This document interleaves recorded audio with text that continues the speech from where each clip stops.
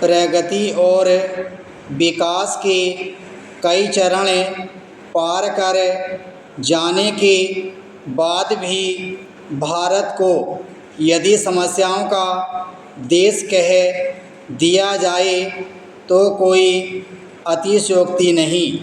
समस्या भी एक नहीं अनेक हैं जिनसे यह देश निरंतर जूझ रहा है। थोड़े स्थान और समय में उन सब की चर्चा कर पाना तो संभव नहीं।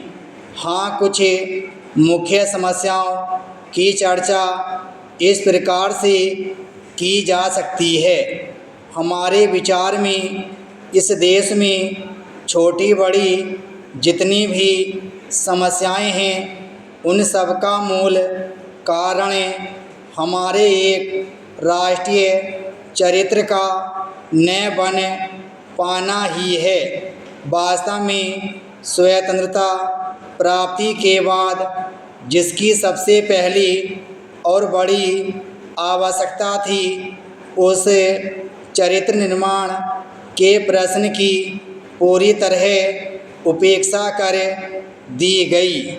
समझदार होते हुए भी स्वतंत्रता संग्राम जीत कर आने वाले राष्ट्रीय नेता बड़े बड़े बांध बनाने, कल कारखाने स्थापित करने जैसे कार्य तो करते, पर जिस राष्ट्रीय चरित्र का विकास करके उनके लाभों को समान रूप से सभी तक पहुंचाया जा सकता था, उसकी तरफ बिल्कुल ध्यान नहीं दिया गया। उसी का परिणाम है कि आज सारी व्यवस्था भ्रष्ट होकर रह गई है। राष्ट्र की चिंता छोड़कर सभी अपने अपने स्वार्थ साधन में लगे हुए हैं। यदि अब हम एक राष्ट्रीय चरित्र का निर्माण और विकास कर लेते हैं तो हमारी सभी प्रकार की समस्याएं अपने आप ही हल हो सकती हैं। अब प्रश्न उठता है कि इन आधुनिक मानी जाने वाली समस्याओं का आखिर समाधान क्या है। इनके कारण जो मानवता और देश टूटने की प्रक्रिया में पड़ गए हैं उन्हें कैसे बचाया जा सकता है।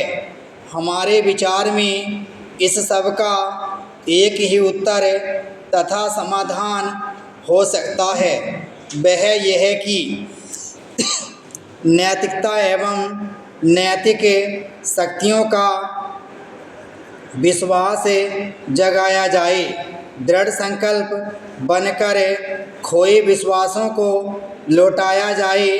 शासन सत्ता और व्यवहार के स्तर पर दृढ़ इच्छा शक्ति का परिचय देकर उन समस्त बुराइयों कुंठाओं की जड़ पर प्रहार किया जाए जो इन समस्याओं के जनक हैं। संकल्प और क्रिया मिलकर ही अपनेपन के उस भाव को फिर से जगा सकते हैं कि जिसके जाग जाने पर अपने आप ही सभी प्रकार की समस्याएं दम तोड़ दिया करती हैं।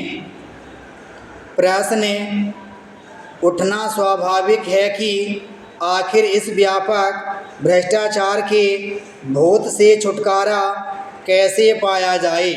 उत्तर में मुख्य रूप से एक ही बात कही जा सकती है, वह यह कि मन का संयम, इच्छाओं पर काबू, भौतिक उपलब्धियों की दौड़ से पीछा छुड़ाकर सहज स्वाभाविक जीवन शैली को अपनाकर ही भ्रष्टाचार के भूत से छुटकारा पाया जा सकता है।